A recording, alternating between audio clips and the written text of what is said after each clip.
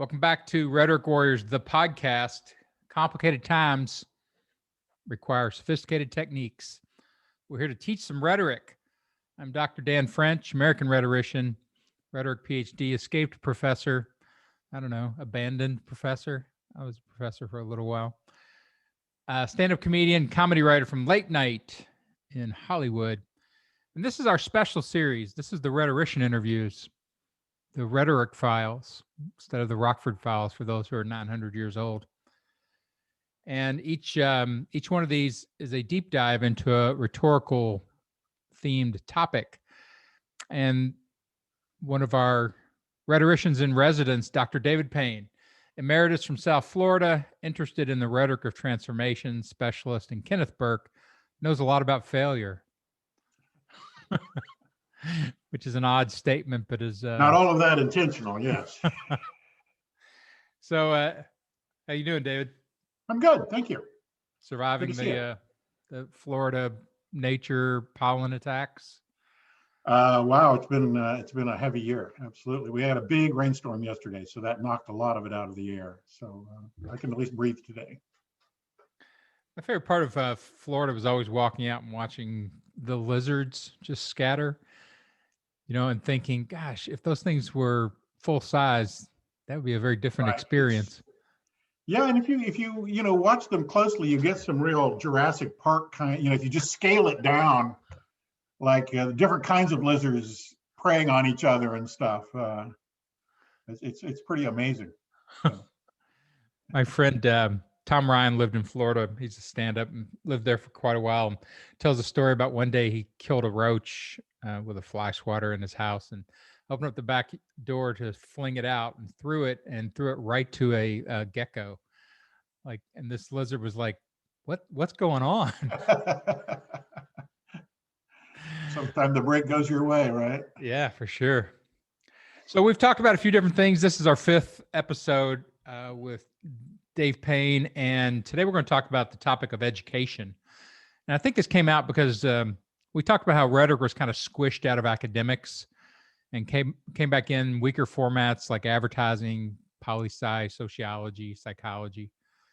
And we got a little bit into, the Greek tradition of this being in the trivium for a long time. And then they disappeared it.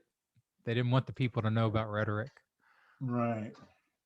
Well, I think it got, in an age of science and knowledge, it got subordinated as, and of course, the extent to which the educational system was gripped by the neoclassicist, Plato's condemnation that this is just a knack, like cookery, and not really a source of knowledge, as translated into the modern scientific mindset,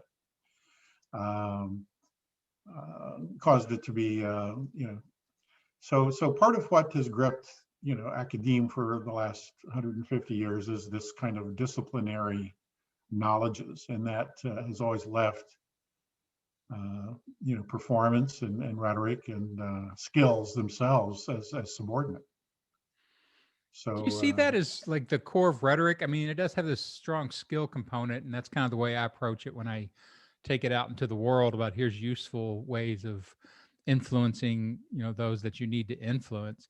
But it's also got this deep epistemology and philosophy to it that I think people don't know that comes along with the package. Well, I think it does, but it's not the same epistemology. That is, it's not the same idea of knowledge as the tree of the disciplines with philosophy and the branches. And so I think that entire disciplinary urge of compartmentalizing knowledges into specialized sciences runs absolutely counter to rhetorical knowledge, which is really necessary. We call it interdisciplinary now, but it's really non-disciplinary. Right. And you talked about the Middle Ages trivium, where basically the half of the day would be spent in grammar and rhetoric and logic, but grammar and logic and rhetoric themselves have been disciplinized. At that time, grammar wasn't learning the rules of language. Logic wasn't, symbolic logic, and right. So they were practiced, right? Logic was dialectics, and you learned that by doing it, by doing argumentation. So all of that was pre-disciplinary, really. And so the second half of the day would be spent in subject matters, mostly math and science. And there's a certain appeal to that. At any rate, the point being is that those were learned in doing and skill. Do you think rhetoric's too messy for you should know a institutions? lot about, ideally the rhetorician would know a lot about a lot of different things. Right. So do you think Right. rhetoric is too messy for institutionality? Is that the problem? I think in theory, yes. That is, institutions like to be tidier than that, and they like to use those sorts of tidy demarcations as ways of drawing boundaries and creating power. And rhetoric, once again, militates against that. So I think that might be perceived as too messy. At the same time, I think that's the virtue, is messing up precisely those institutional urges would be one of its values. That this all be subjected to the realm of practice. What makes it happen? So where does knowledge become applied? And so, for many years, about the time of your education, there was this big applied communication movement. Well, that was always kind of ironic because there really isn't any such thing as unapplied communication. Right. Yeah, it all comes out of practice, right? But once again, that verbiage was based upon the idea that there is pure research, pure inquiry that is divorced from and modeled on disciplinary knowledges that is removed from the realm of practice. And once again, in the scientific branches, that may be possible. I think the idea of rhetoric has once again floundered every time it tried to formulate itself in that way, as somehow a way of knowing that is removed from what people do. And once again, has to constantly revise itself because what people do is always changing. Well, I know in my use of this out in the real world, in businesses and things like that, when they find out that I'm a rhetorician, which they usually say rhetorician, Right. I'm instantly suspect, because it's this idea that I can go in, and of course you can in rhetoric, and sort of augur their language, and find the flaws. The first thing they always think is I'm, going to be a grammarian and call them out on their misstatements.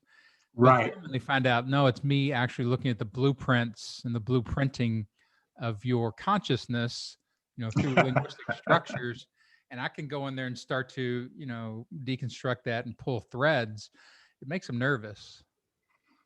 How your language is making you perceive and behave accordingly, and that runs against what has been called at least a naive verbal realism, the belief that we want to believe that our words accurately reflect both what's in our head and what's in the world, right? If we say you're this or that, we want that to be true, and so we proceed accordingly. So driving that wedge is a kind of a sophistication that does breed mistrust. Oh, people hate it. They hate this idea that there's no way to get behind However, language. it's the basis of all of the therapy that communication does. Here, wait a minute. So pause for a moment and ask, is this language doing what you want it to do? What is the language doing to the relationship, et cetera, right? Yeah, it's just that, you go back, I took a English grad course when I was at UT from, I can't remember his name, a little monk who had been a Catholic monk for 40 years and was a Greek scholar and decided to quit the order and come out into the world. And he got me reading the Nietzsche stuff about truth and falsity, basically that Jim language. Canavy? What's that? Did you take a class from Jim Canavy? Yeah, that's the guy. Yeah. Very famous rhetoric scholar in English, right? Yeah, he was awesome. He did tell me once when I wrote a bibliography, and I thought I was supposed to do it in the original languages or whatever. And he's like, given you're Italian, I would have just done this in English. And I'm like, yeah, there's no Italian here. It was me faking it. But he started, into this Nietzsche in the truth and falsity in the ultramoralistic sense, that essay, where basically, Not really, but Nietzsche argues that all language is metaphor and all metaphor is lies. So ergo, all language is lies. So quit relying on it, because it's going to take you down weird paths. And my point was, well, that in itself, is a weird path and a lie, because it's also a lie that you can't rely on language because language is telling you not to rely on language.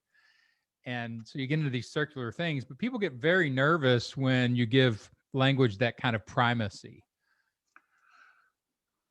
They want their emotions, they want their perception, they want their real life as their core. Right, and I think we've talked a little bit about the kind of cynicism that is currently polluting a lot of the political discourse as kind of a first level of critical thinking, where you mistrust media, you mistrust everything.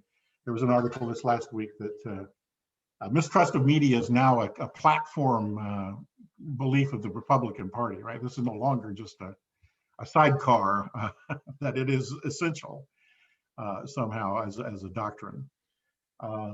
And once again, that complete skepticism is kind of the first base of critical thinking. And I wonder how much in teaching rhetoric we fuel that, people to be suspicious of language. That it's always doing this, it's always lying, it's always distorting. And if you don't go any farther to then ask, well, how do we then proceed with those tools to do the stuff that we need to do? Well, I think that's a great point. This idea of they're moving down the sort of critical thinking ladder of skepticism, which is where you kind of start. I guess that's the second rung. The first rung is pure acceptance, and then you get into some sense of skepticism. But so many people, that's where they stay. Like, it seems like that's the only right. It is a kind of a thwarted adolescent stage, I think, to not realize that everything good that got done through language too. Right. Knowing the differences is the real point about criticism, isn't it? Right. Right. And I've made this point with my kids a lot when I try to get them, when the pandemic first started and we had everything to do, I forced them to, I have an 8-foot whiteboard upstairs on the wall, and I forced them to sit through college lectures, because I'm like, well, you're not going to college. Zeke's not going to college right away. So at least I'm going to give you the experience of being lectured to. And showing them sort of that kind of, here's some critical thought that most people get to, like as an undergrad, like things like everything is subjective. And I'm like, right. Sure. Now that's better than everything is objective and that there's no leeway, but it's still an incorrect, immature thought. Not all subjectivities are equal. And so let's keep going down the ladder. Or that doesn't mean, yeah, that's right. That doesn't mean that all points of view are equal, or that they can all easily be dismissed in favor of, that they're arbitrary. Yeah, which is another kind of corollary bit of modern relativism. So this digs into kind of the topic here, like our education, maybe it's filtering, some of the lessons from more critical education have filtered out in through the media, like a distrust of the media and stuff like that. But it's not going far enough to be useful. It's just becoming, that kind of frozen in time, and just it ends up getting in the way because the education isn't even anywhere near complete. I mean, is that the problem? Like 80% of the deeper education can't filter into the media. We can't get it out there. It's not compatible with the format. That sounds good. I want to think that one through a little bit as far as is that what's going on. I don't know.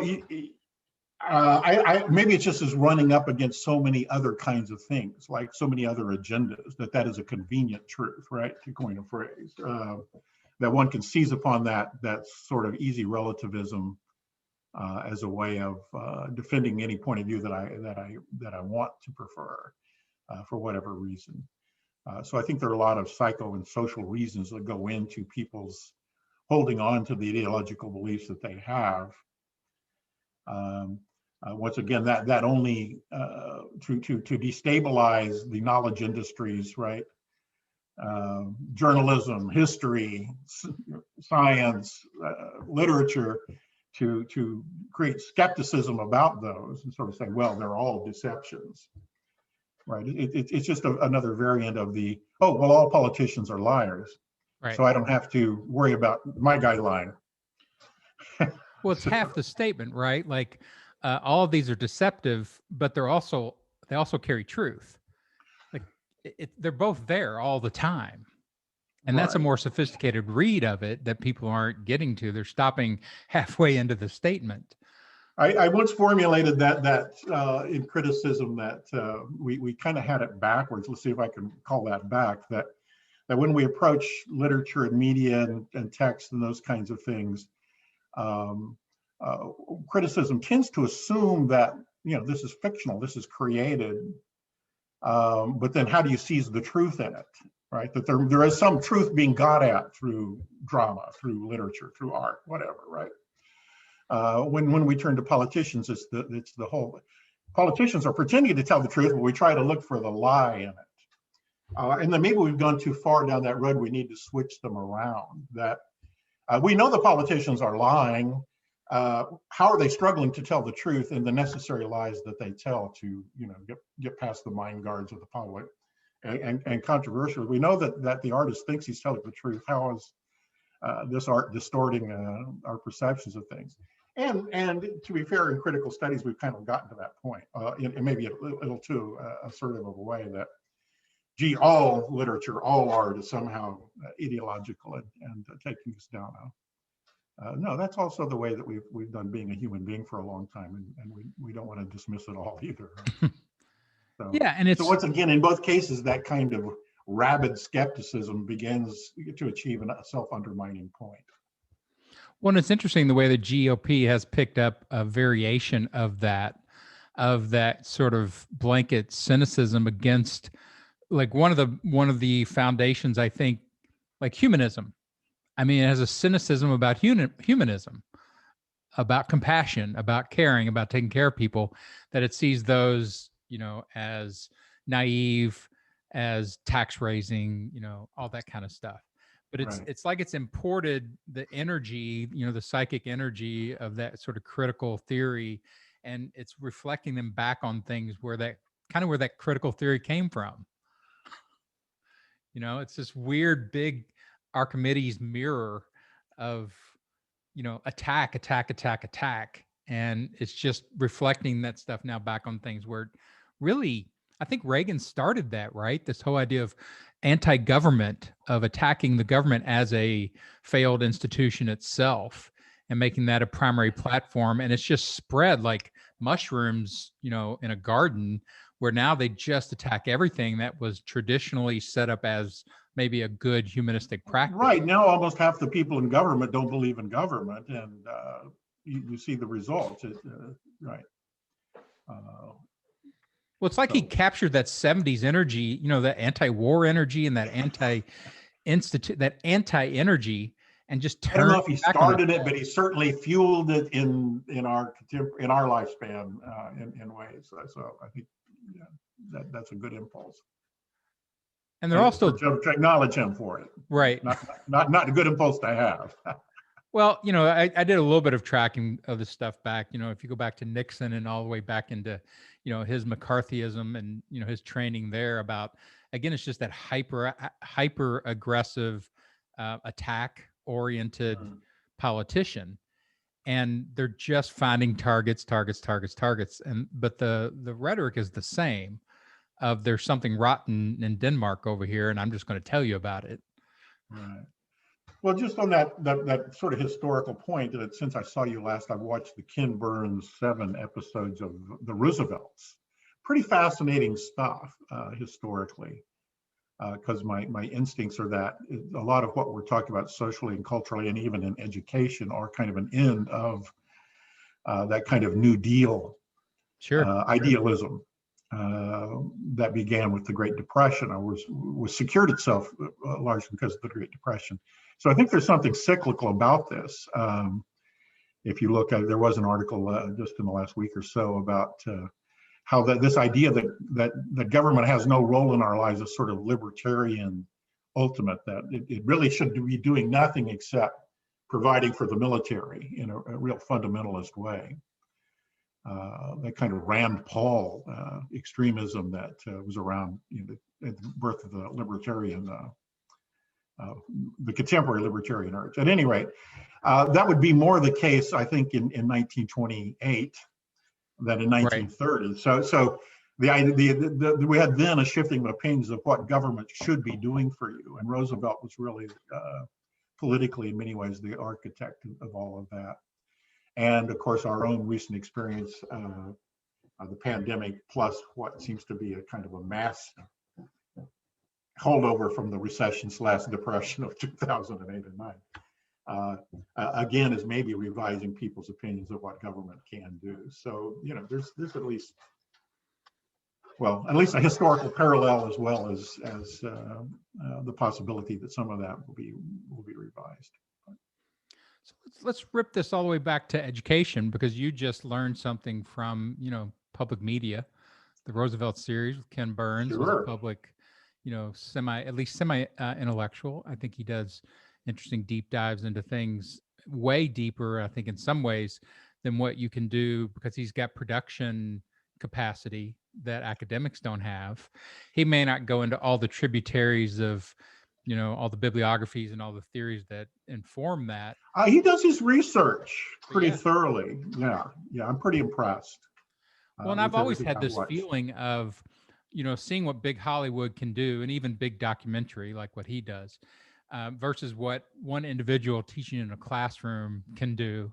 Why those things don't marry up more often to create these sort of super education products, I don't know. But like we get like Neil deGrasse Tyson level kind of stuff versus, sort of super deep.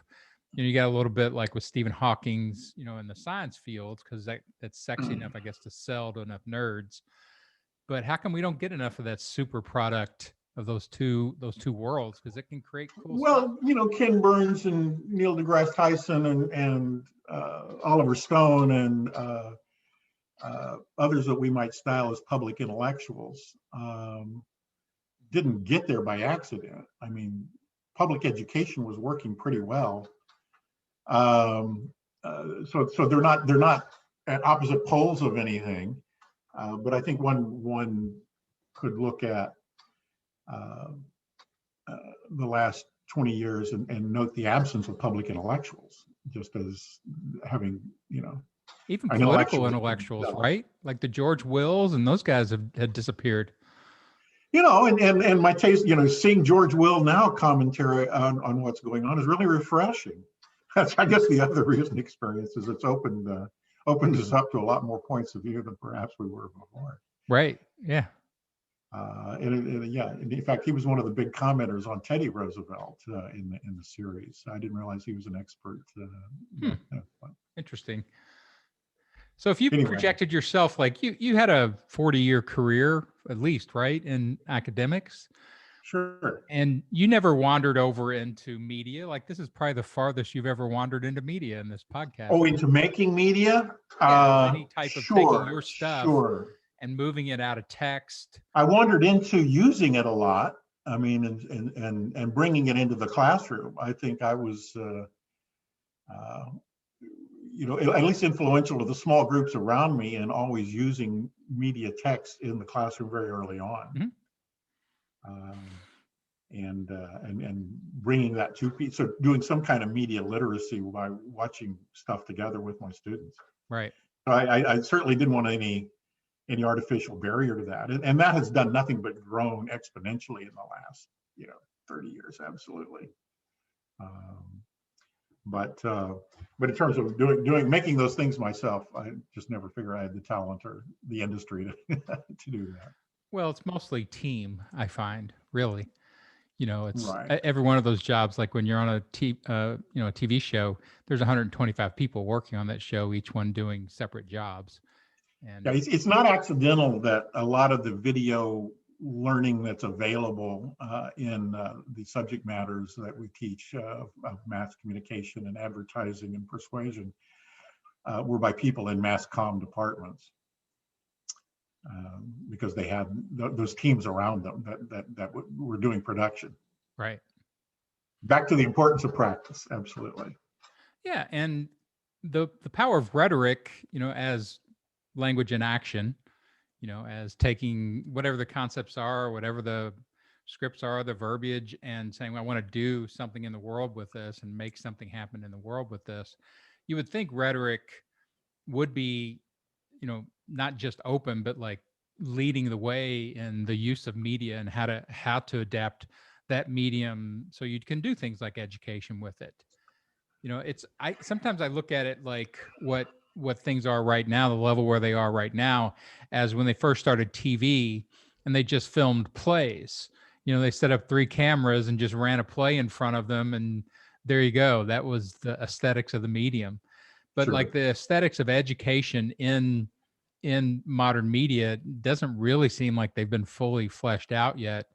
I know my son taught himself video editing and special effects and everything else by using multiple YouTube locations, multiple teachers, and just cycling through them according to his desire or his evaluation of them and point of need education. And watching him learn like that, I'm so jealous. I'm like, oh my God, that's such a better way of learning. Every Sure. question answered by somebody quickly. Well, and those things are, I mean, there's a lot of great educational TV. You could get a pretty good college education just by having a good television diet, right? I mean, and people in education using production, that's going on and has been going on increasingly. So your question of why didn't rhetoric somehow have more to do with that? And I think the answer gets back to this idea of a discipline called rhetoric. There was a rhetoric being invented by the people doing that right? There just wasn't this sort of self-critical Right. Vehicle of what's my rhetoric doing? Or is this, what are the language choices we're making here, the editing choices, or inventing a new grammar of video? I recall when I first got to South Florida teaching a class, and I found the writing skills pretty much suffering. And I turned my students loose with making a video as their final project. And they were great. And I thought, these people have internalized the grammar of video production just by being consumers in ways that they have not any form of academic or critical writing. Right. Because they never read any of it. That was not right. So at any rate, I think we have internalized those grammars. And that, yes, there's a trivium operating there. There is a rhetoric, there is a grammar, and there is a logic that are evolving very quickly with the media. So quickly, nobody has time to step outside of that and systematize it into some sort of disciplinary knowledge. But that's why the gap in education of these things has always been, there's been such a cultural delay, because once again, this idea that to be academics and to publish and to get certified knowledge, we have to do disciplinary knowledge. We have to formulate stuff as though it's not going to change, and we have to teach it in a certain way. So there's necessarily a conservatism to that. So if you look at the evolution of things like public relations or advertising as it is taught versus how it is practiced, the gaps are huge, right? If I would think if rhetoric could do anything, it would be to liberate us from that, to recognize that there is an inventional component to all of this stuff, that those things are moving targets constantly. And of course, for me, to step back is something like the kind of McLuhan and Ong idea of media evolution and media ecology, that we have to, that all takes place in a certain larger environment and historical as these technologies change. So anyway. Well, and I'm watching older professors, since those are most of my friends, wander toward the use of media like TikTok and short video and even online courses, and taking people through that experience. And I watch them do production for themselves on short videos, and I'm like, get somebody to set lights for you, because you just, face bathed in light has no distinction to it. And you want them to be able to, do the basics of, like you said, the grammar of the new technology, the new mediums, because they've got better content, I think, than the people who understand the aesthetics of it and the grammar and the production of it, but they don't have that kind of hardcore and even really old school rhetoric content and things like that. Yeah, there's an inherent fallacy in terms of trying to adapt oneself to each new medium. I mean, professors doing TikTok alongside of, I don't know, the floss dance or whatever it is they're doing, or big, all the things that go on there. There's just no reason to try to compete on that turf. I guess I was always kind of retro about it in terms of my own. I thought the classroom should be a space for orality, that there is still room for orality in our culture. Now, what's happened in the last 2 years with the public, the physical space of education being completely destroyed by pandemic is, and I, the question is, how do we return? And I have to think that maybe some medium here of not returning all the way to the rules and procedures of those classrooms might be a good thing. In other words, for elementary education, right now the parents are going, oh my God, I've got to go through, I've got to learn all this stuff online and teach my child. Well, the good part of that is having parents actually part of the educational process, right? Sure. Maybe keeping some of that wouldn't be such a bad idea, right? So maybe some, if they return to some sort of half and half, this could be the possibility of breaking, having the child there during the workday is itself not necessarily a product of education or for education. It's for the other structures of society.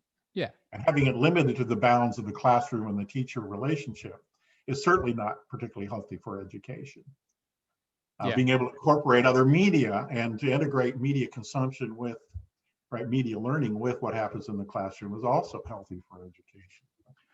Well, I know, and you mentioned orality. I think the things that I've seen this population, the younger population now, just finds to be abhorrent, like they can't tolerate it, is like monologue, extended monologue. They can't do it. Even the Zoom structure like this, I think, is much better over listening to a dialogue. At least you're switching voices, you're switching characters, perspectives. And if you want to switch screens, right? Yeah, and there's things that you can do with it, and then you can do production flavor if you really want. I mean, it's pretty easy to Instagram or, sort of throw production quirk into this stuff. But even the fact that it's not just extended monologue, which is the core of education, right? Well, seemingly, the monologic has been under assault at all levels of education for many years. I'm mostly familiar with what goes on in the college classroom, but I think I think one of the problems is, and we could come back to this maybe at some point, is that universities have been directing so much of what goes on, and that's resistant to change rather than innovative. But right. But certainly micro teaching short sections and then doing an activity, the way that I've trained teachers for the last 30 years has, related to that, and of course, having observed many student-teacher lectures, that's not what you should go to immediately, right? That's not the strength of most people. So breaking up the classroom with media excerpts, with activities, so I think that those, but you're right, there's a resistance that's happening in communication classrooms, which are innovative in their audience orientation. If you go out into the other hinterlands of the disciplines, you won't find that as much. Yeah, I remember when I once again first came to South Florida. I was up at school at night, and I walked by a classroom, and there was a teacher wandering up and down rows of desks talking, and they had their books open. What must be going on here? This is a thing I haven't seen for many years, right? Well, and I've taught multiple sections of crowd work courses or entertainment techniques for teachers. Right. Because stand-ups learn, they're artists of crowd psychology. They will not let your mind wander anywhere else for more than 4 seconds. Like, they force you to listen. And that kind of the riveting techniques of how to do that, they're very tactical, and they're very mechanistic, and you can study them and you can teach them. Like, for example, I mean, just conflict. There's very little amplified conflict in a college classroom. There's some subtle conflict, some background conflict, but you're never worried about, two people usually going at it. And if you look at media is all intense, activated conflict. And that's what they're trained to. So I would play around with that when I would teach. Like, every once in a while, if I felt any boredom in the room, I would just look at somebody and say, I'm going to, and everybody like, what's happening? I'm like, see, a little bit of conflict and you're all back with me. But that's that kind of, again, like you said, that lived rhetoric of learning how to work with modern audiences in the moment to keep them where you need them to be so that they can do things like process information and remember information. And again, when I talk about rhetoric leading that, it's fact, I could do that stuff consciously, and I could abstract out the techniques and teach them to other people because I had a rhetoric background and I knew to look for that stuff. Right. Well, that's the, I was attributed to Kant that a lecture is a way of getting the notes of the professor to the notes of the students without passing through the minds of either. Yeah, that's about right. What's again, not to continue to sell my hobby horse here, but it is the dominance of literacy, that knowledge is contained in books, and we have to get those books in people's heads, and that must be structured by writing structures. Right. And this gets back to this idea that sciences are organized into disciplines and best learned as disciplines. That it's about knowledge and people gaining knowledge. It was Eric Hoffer that said we don't need to produce students who are learned as much as learning. Or, in other words, you need to be able to teach people to learn, not to be learned. And in the contemporary world, there's it seems to me that the media revolution is, whether we wanted it to or not, students do not see being a knower as part of their self-image, because the telephone or your smartphone is an incredible storage and retrieval object of knowledge. That's an externalized process. Right. Right. You're a dinosaur if you want to hold all the trivia in your own head and be able to recall it at any moment, right? But that was the mode of education I was raised into, right? Right. Somehow in 5th grade, I had to learn all there was to know about this period of history and to be able to recall it. Once again, to make people repositories of knowledge and being learned in subject matters, and to encourage people as soon as possible to silo that knowledge into different disciplines. Well, that's just coming unraveled as part of secondary orality in the contemporary media, right? And the technological revolution has kind of enabled that. But no, I don't need to be a knower of that. I can gain those knowledges at literally the push of a button. So does it become like, again, when you talk about the skills and the in practice, the praxis of rhetoric, part of it is the ability to audit, and extract from any text, so that you can see the themes, you can see the patterns, you can see the techniques, and then therefore, the next step of that is to be able to take those out and use them and improvise with them and innovate with them and all that. Right. But it doesn't really, I mean, it helps, to be able to retain and recall the theories and the extractions other people have already created before you, so that to look at something from a feminist perspective or a Burkean perspective. It improves your auditing and extracting. And then that third stage of improvising and using, like, I moved over fairly quickly after I finished my PhD to this idea of consumer versus producer. When I started working and getting paid for producing entertainment, live entertainment, and then television entertainment, I got the real sense of what it felt like to produce with all this knowledge. And that just took over for me, like the innovation and the improvising and the creation.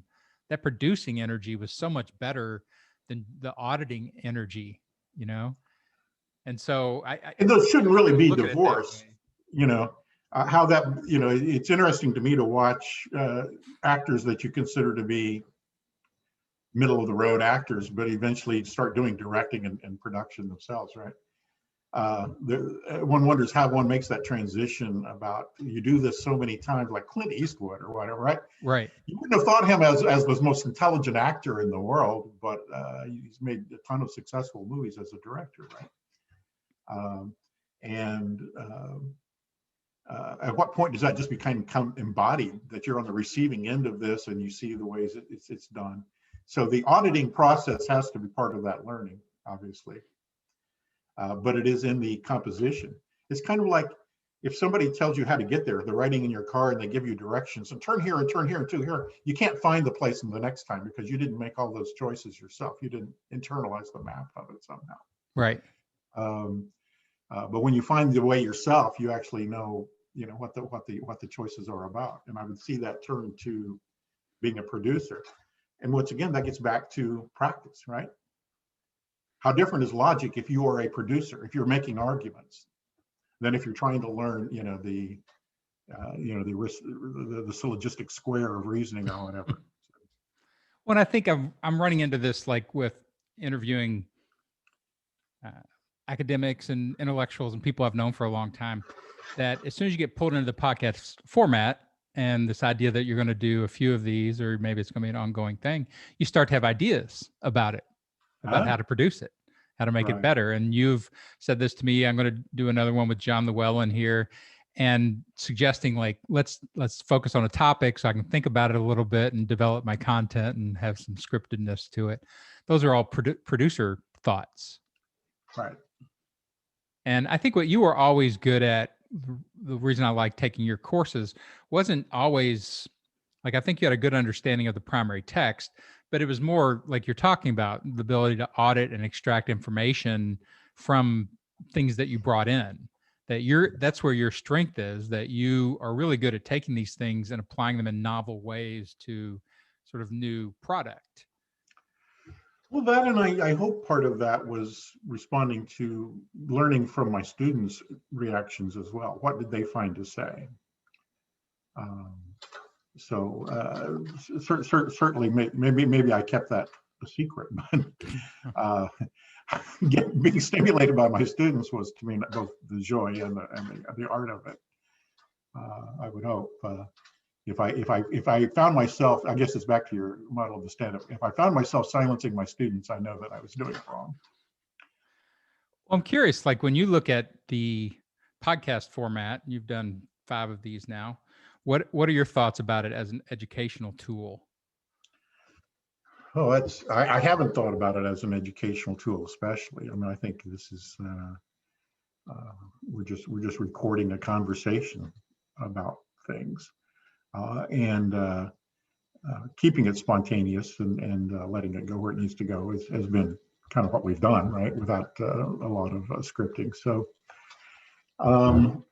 I think it's like many things. For the right person who is capable of learning, these could be very useful. For somebody who, to force it into an institutionalized format where you prescribe it for the masses would probably have some problems, right? Coming up with the the production of textbooks always is, to me, an incredible process. But beyond sort of making sure you have the same topics as everybody else's textbook, that they're organized in this outline kind of format for once again, ease of retrieval and codification into test questions. Coming up with all the supplementary materials kept me completely out of the industry, right? The study guides, the formulating it into. How did they do that? Like the most dynamic thinking in the world, and they just killed it in the translation down into, that's that Burkean, the bureaucratization. It is, once again, it is, and once again, it is a low-level product of the disciplinary thinking. The textbook must somehow codify what is known and corral it into these learnable, memorizable kinds of ways that could be evaluated through pen and paper tests. So it is itself kind of the worst end of what we're talking about, so foreign to the learning event itself. And I never quit struggling with that particular problem or with textbooks themselves. I mean, Especially the textbook on public speaking. We're talking about performance or whatever. It's funny. My daughter goes to University of North Texas, and she didn't know what to major in, so she ended up in communication. And she was taking Intro to Rhetoric, and I asked her what the textbook was, and it was Bill Keith's introduction. I didn't know Bill had one. Yeah. To rhetoric, and I'm like, well, what do you think of it? And she's like, I hate it. It's terrible. So I'm like, okay, I'm going to call him right now and tell him my daughter hates the textbook. On the other hand, on the market is also Dinah Shore's textbook for public speaking, and it's true. It's great. True. Anybody can have one. So. Well, and it is that sort of ugly bastardization of, and politics does this. And again, going back to the idea of cynical and the use of skepticism to create suspicion in a political audience that then becomes a road to fascism. That's an amazing bastardization of, the very core of this whole critical theory and the whole critical schools of existentialism and everything else. It's like this, plasticization of it to turn it into a rhetorical program. It's amazing. That could be. I think what we're talking about is, in part, I don't know that there's been a significant revolution in education in the last 75 years. I haven't noticed one. I think of Dave Hickey saying regulation of art by the university has left us without any revolution in art, the longest period of time in history without any significant change. And so that teaching what is of value and what there is to do. So, even though it has incorporated and institutionalized, or think about, they're still teaching modern dance, which was this thing that happened in the 50s. Right. And we're I don't know that they do postmodern dance. Maybe somebody does. I'm not sure I would want to see any, or would recognize it if I did. Just people standing there. And even though there are movements in the last 100 years in education and whatever, teaching, the new math and yada, yada, yada, I don't think there has really been a paradigm change. Anything like, what Dewey and others did in that same kind of generative period of the early 20th century. And why is that? Why is that? And I think the kinds of things that we're talking about, importing the idea that everything must be subject to methodology, which is a conceit of science that seeped out into social sciences and humanities and artistic production. We must be able to replicate these things with methodological meta, right? The word is literally method is really a meta word, right? So reflection about or codification of the ways that we do things is sort of really what the word means, I guess. So anyway, it seems to me that textbook production, classroom management, all of these things sort of falls into that regulation. That means there won't be significant change. We militated against that. So when something radical does happen, right, we're all shocked and outraged and frightened. So how did you stay in it so long, man? I tried to put up with the institutionality of education. Well, I want to joke and say there was a book being passed around when I was in graduate school by Professor X. That's what it was called. This Beats Working for a Living, which was actually just a good title. It was actually a very sober book about a guy's struggles with teaching and being a professor. It really wasn't at all radical. Well, and I totally, I get it, but there was a point when I was like, the best thing about this job is the fact that I don't have to do this job that much.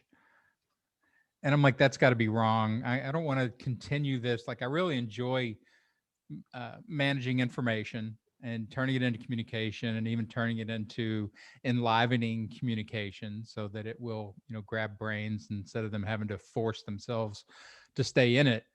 But the institutionality and just all the different things that attack that process, I admire, like you and Newman and, people that have stayed in it for as long as you have. I just feel like it's like the gauntlet. Well, Of I don't 400 want to blows. dismiss it, and I almost wanted, when we started, to issue sort of a caveat that criticizing education is a very iffy business, because the real critics of education right now are dangerous people. And there, there's so much good that happens. There's so many good people in education doing Yeah, good things, true. because there are little spaces of freedom there and lack of supervision. Right. So it's not a perfect system of regulation. In the rough bounds, there certainly is regulation, and I don't know anybody who didn't struggle some with institutional pressures, and if they weren't struggling with them, should be suspect. But it's dangerous to tinker with something that is working. I think about education the way I think about our medical systems right now. I've never had a doctor that I didn't think was a pretty smart, competent person with good knowledge, trying to do good things for me, right?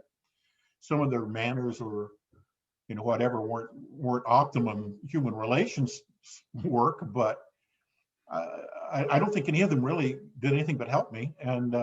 But they were all struggling with the systematic limitations of our medical system, which is completely overwhelmed. In the interest of full disclosure, my brother is a medical doctor, but so I think teachers are the same way. I think by and large, all of those instincts and creativity, not universally, but in general, the people doing good things, and to be without it would be horrible. Right. I do think in many ways, a lot of our contemporary struggles with the politics that we've been talking about are more than an urban-rural divide, are an education divide. So that means some good things had to have gotten done there that you wouldn't want to be without. So one tinkers with it, and that's maybe part of the reason for an inherent conservatism that flows through the institutions. So with all of that caveat, said, I think it is time to rethink and take opportunities, and one can be subversive, and one can exercise freedom. A number of years ago, it became fashionable to ask us to put together our teaching philosophy, and Richard Rorty had a phrase in one of his essays that really captured my imagination. He says, "There's really not much else you can do but enact freedom in the presence of your students." That became my teaching philosophy. No, that's awesome. What a great line. And don't expect much more from it, but be sure and do that, right? And so I could at least demonstrate intellectual freedom. And I figured locking children up in a room with somebody for 16 weeks that has that kind of education and responding to the world in those ways can't be a bad thing. So. Yeah. Well, and I remember I went back to the South and taught, at the University of Louisville, and then I taught at Peace College in North Carolina. And those students, I recognized that progression that a lot of them were coming through, first generation, no real innovation or AKA revolution in their family lines for a long time. And again, it is part of that. Like, you do sort of model a different person for them. And I remember a girl at Peace College. It was an all-female Presbyterian college in the South. Bad fit for me. But towards the end of the semester, we were good talking. Experience for you. What's that? Good experience for you. I'm sorry, I didn't mean to interrupt. It was an interesting experience. Yeah, I learned a lot there. But okay.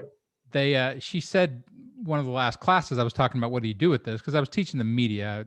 I started a little media program there, and she's like, is it possible to actually go out and do things, with this? What do I do? And I'm like, it is so possible. You can't even imagine how possible it is. Like, the castle looks like it's closed. It looks like a castle, but if you walk around the side, it's just the facade of a castle. And once you're in it, you're like, this is like everything else. It's just been built up. So you just are coming from a background that makes this stuff look too big. And being able to share that with those students and having, done things that they looked at and went, wow, how did you do that? Then it was a pretty useful, that was sort of my approach to education, I guess, coming from the working class, going, getting some good stuff, and then maybe be able to bring it back, to them, and that they would have value for. So there is a lot of that I think, still in education. I think I have the same feeling, but I tell it in a slightly different story, that to me, the students over time that were in a way the most rewarding, or taught me the most, or were the ones least like me, and whatever intellectual, ideational things I thought I was accomplishing, they were listening with an eye to what can I do with this, and doing that by themselves on their own.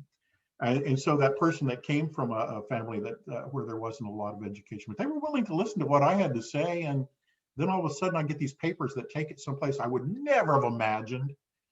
And I thought, wow, there's something that I'm not in control of happening here. Right.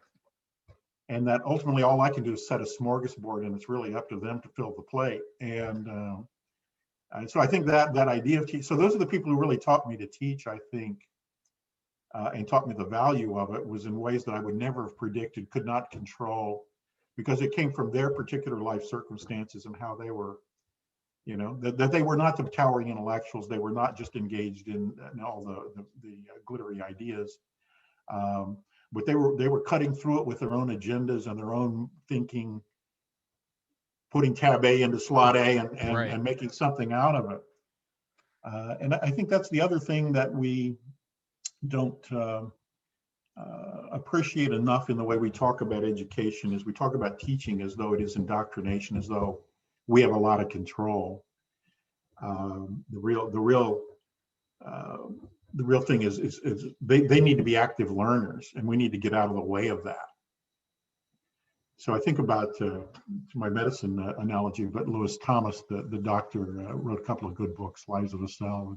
And, he says, the great revolutions in medicine were not when we started devising technological interventions and inoculations and these kinds of things that did such great healing. The great innovation in medicine was when doctors quit doing the stuff that they were doing and started letting the body heal itself. So quit bleeding, quit doing all the bad medicine that they thought that was supported by sheer mysticism and myth, and let the body's healing do its own. And I feel the same way about learning. The part of the Department of Education ought to be how to get out of the way of learning. And it was those people who were there to learn that really, you ask how I stayed in it for 40 years. Those are the people that kept me in it. Yeah, fair enough. I can see that. And I got that sense a lot of times in my own experience with this, that I was grabbing machetes, if somebody offered me a machete, I didn't care if it was something in cultural studies or interpersonal or rhetoric. I'm like, I can use that to get through something over here. And I've done that ever since, in my career in Hollywood. Most people are intuitive creatives. They're intuitive producers. They learn the job and then replicate the job well, but they're not really bringing theory and strategy and pre-made tactics to it. And I always had that as an advantage, even as a writer. Like I would go when on a writing staff, a lot of times you can see what everybody else has written that day. And when I got my first job at the Late Late Show, my first guild job on network TV at CBS, the first couple of weeks, I didn't get anything on the show. There were 7 other writers, and these guys were good and experienced. And I'm like, what am I doing? And I went in and I audited all their files, looked at the jokes they were getting on the show, and realized there were 2 or 3 things that they were doing that I wasn't doing. Like they would take references down to 3rd or 4th level reference. So instead of gorilla, they would use silverback. It was a prettier word, more interesting word, and gave you a more specific image. And I'm like, okay, I need to add flourish to the language and get farther down into the references. And I start getting stuff on the show. And that's because I knew as a critic, look at the successful texts, abstract what they're doing, and then do that. And, that's that kind of rhetoric training that I've always super valued. And it kind of gives you a superpower in the world. You look at style. Because you can absorb everybody else's stuff, and they typically don't continue to do that.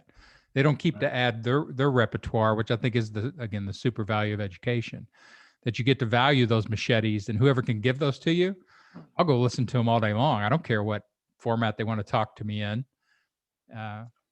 Well, that is a good case of what we began talking about, which was sort of the diminishment of rhetoric and as somehow secondary. Knowledge is structure, and the rest of it is style. You looked at style, and that style activated people. You know, it is pleasurable to have your knowledge of what a silverback is activated rather than the grosser category. At any rate, and so you found the doing of it right in style. But in terms of your larger point, I think the best teachers I knew, and I would not count myself among them, the best teachers I knew were like that, right? Who would take any category, any verbiage, any model, anything, and be able to use it to get through their students. Right. Well, I think you did that. I think you were great with that with Burke. Man, you could take Well, Burke and just go and weed whack your way through a text. Talk about smorgasbords. Yeah, it's, you know. I think my strategy there was, to be cynical about it, was he would just take you out in the middle of the lake and drop you in the water, and then I helped you to swim back.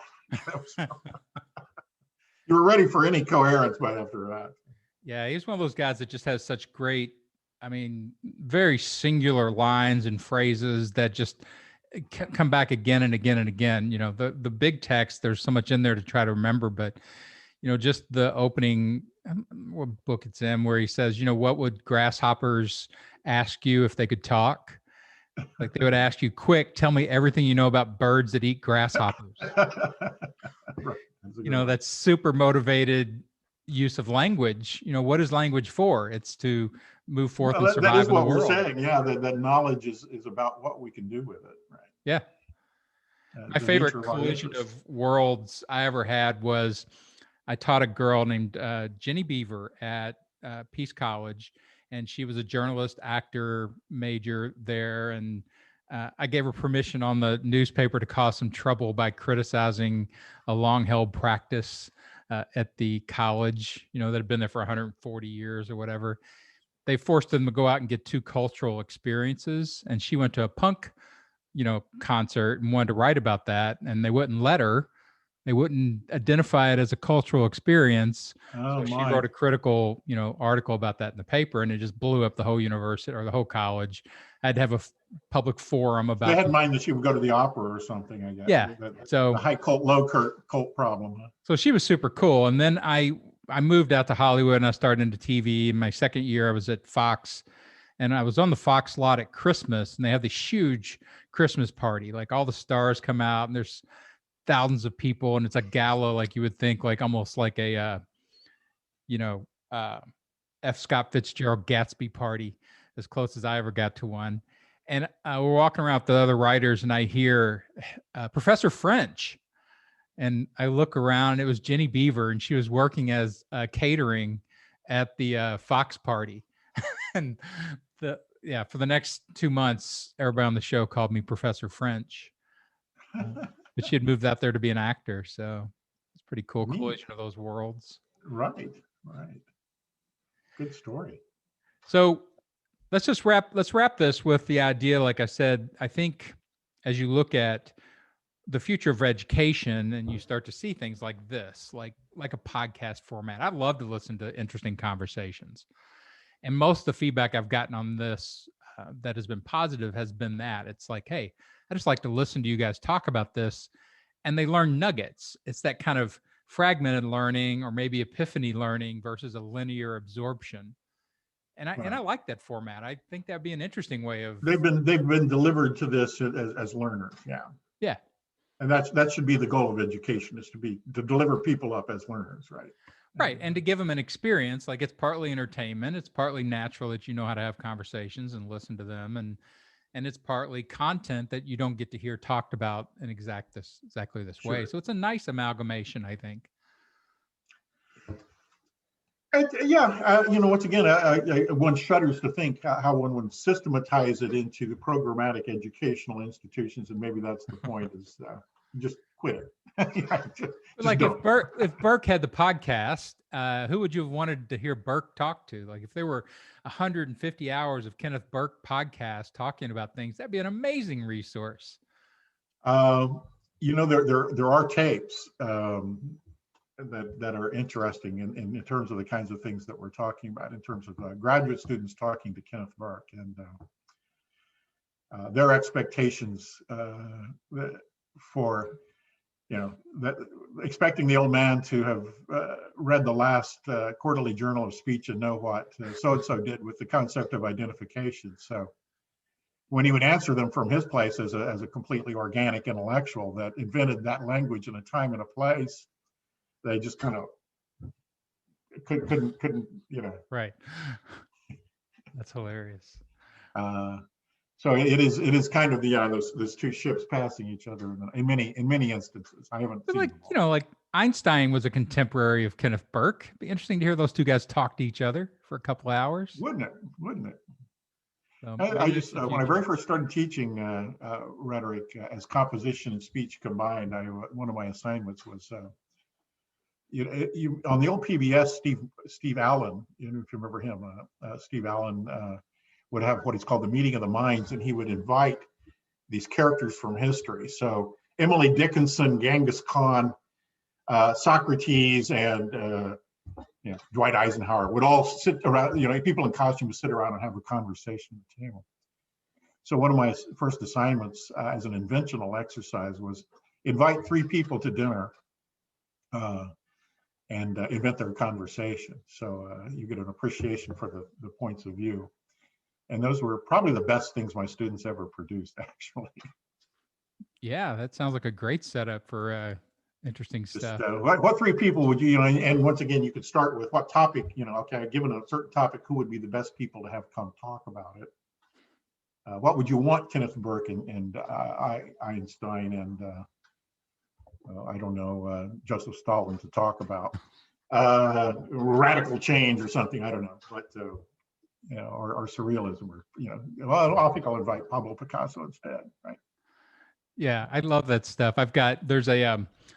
There's a business online called the Unemployed Philosophers Guild. You know what this is? No, not at all. They make puppets. They make little stuffed characters of famous people. Now, I have bought some of these, yeah. Yeah, and so I probably have 30 because the kids buy them for me all the time for birthday and Christmas. Nice. And I make them do stand-up. So to me, like exploring their life experience and their biography and their perspective. Did you do this for your children? I think I do it. I force everybody to listen to it. Everybody to do it. Yeah, when I get into it. But like just the idea of Captain, Ahab walking onto a stand-up stage and said, anybody seen a fucking whale? Anybody? Have you seen a whale? So much. In particular, whale Ahab, yes. Well, I think somewhere in a box or a shelf somewhere we have an Edgar Allan Poe, and you might, if you want it for your collection, I might be able to liberate it. And, I've got Poe. You got Poe. Okay. My first was Einstein. Again, as a joke writer, putting jokes in those things' mouths is so much fun because he's like, hey, I made him a one-liner comic, and he's like, I've always wanted a female, a lady on my staff. Literally, hey, Einstein. Nice. But yeah, when you combine that kind of intellectualism with some good entertainment and you put it in a new format, maybe there is some future for education. Something educational in that, right? Right. But that would be a great way. Once again, you said we don't want to abandon, knowledge of the people of the past, and I think that's right. And a topic that maybe is what has to follow on this is whither history, right? More and more. I think, once again, I talked about the knowledge industries, and I consider rhetoric among them, but I think history is pivotal, and I think it is the thing most under mutation at the moment. That our disposition toward the past seems to be the most fractured of the fractured fairy tales present. Yeah. Again, my world's colliding together with history. Like I will get interested in something and then I'll write a stand-up show about it where I'll apply all the stand-up techniques to the information, the historical information. And the one I'm doing right now is Titanic. There's just so much about the Titanic that if you deep dive into it and start turning into stand-up, it just becomes this super fun show. Like how many Adolfs do you think were on the Titanic? Take a guess. 13. There were 4 Adolfs, Four 4 Adolfs. full-fledged. It was 1912. The name was still in play. 4 dead Adolfs. They all died, by the way. No Adolfs made it. No Adolfs made. Has there been an Adolf since 1945 anywhere? Probably not many. Probably not many. Yeah. Yeah, that's funny. All right, man. Well, this was super fun. We will circle back around and we'll attack another topic from the rhetoric. All righty then. U-boats. Thank you. All right. Sounds good. This has been the Rhetoric Warrior podcast, special rhetoric files, rhetorician interviews. Dave Payne, number 5. We'll see you again soon.